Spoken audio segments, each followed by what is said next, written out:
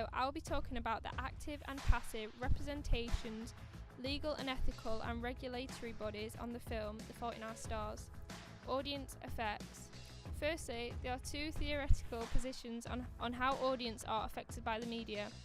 Hypodermic syringe Theodore, 1930s, said media has a negative impact. This doesn't really apply to the film as it doesn't have that much of a negative impact. However, there is some sexual content within the film, as when Augustus and Hazel are alone together in the room, you can tell they are going to make love to each other as they start to undress each other. There is also a shot from the following morning as they are both laid on each other, and there is a note at the side of Augustus' bed which refers to him not being a virgin with one leg, which is shown at 1:23:00. If there was a strong negative impact on the audience would be active, as they wouldn't believe that the film is based on something serious and meaningful. Audience passive, however, is when they believe everything they see and hear. The positive role models that are shown in the film, I believe, is mainly Hazel, as she is the most inspiring character in the film, as she is living with a terminal illness and is showing how she is coping with her life in a positive way. A positive impact from the film is that it enforces the illusion of love and creates the idea of a perfect relationship to the viewers. Watching this film, this will make the audience view cancer sufferers in a different way, as they will understand more issues it comes with and the difficulties and feel sympathy towards them. This might encourage viewers to want to help with cancer sufferers. Representations. I will now be talking about the stereotypical representations of the film The Fault in Our Stars, the ages, gender and countertypes. The ages that would stereotypically watch the film would be ages ranging from 12 to 25, because the film involves two teenagers, and this will connect more with the teenagers and the young people viewers, as they will relate more to the film and have a connection.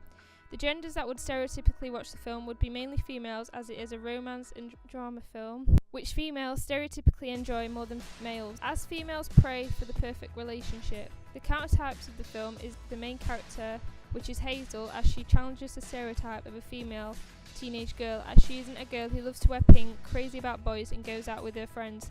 Instead, she is a girl that loves to read, watches reality TV shows and has depression. This is shown at 1:33. Hazel challenges the theory of Perkins 1979, who said not all stereotypes are negative, as she is a countertype, as women are stereotypically seen as a weaker gender.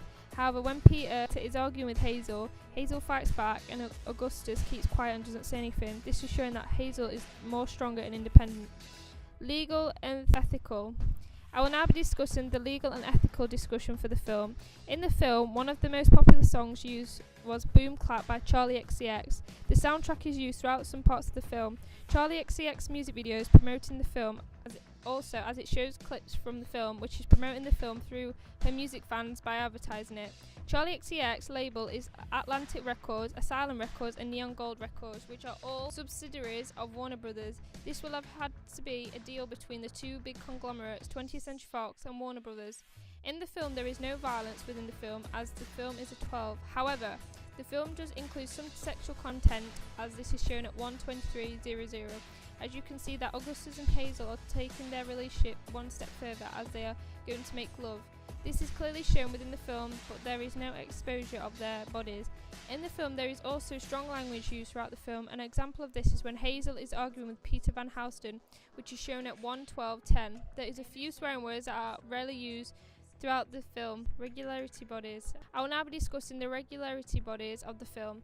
The BBFC is a British board of film classification and are an independent, non-governmental body classifies the age rating of videos and DVDs. This company has been set up since 1912. Age range of the film is a 12, as the film contains strong language and a terminal illness theme.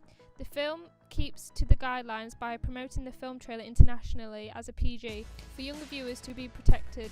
However, to protect younger viewers from watching, they would be restricted from going into the cinema to watch and have a warning at the beginning of the movie. ASA, which stands for Advertising Standard Authority, is a self-regulated organisation of the advertising industry in the UK. They take care of complaints that are received if viewers disagree with misleading, harmful or offensive advertising. The poster of the film is appropriate for all viewers, as it's showing Hazel and Augustus just laying on the grass next to each other and showing it's a romance film, and this fits with the rules.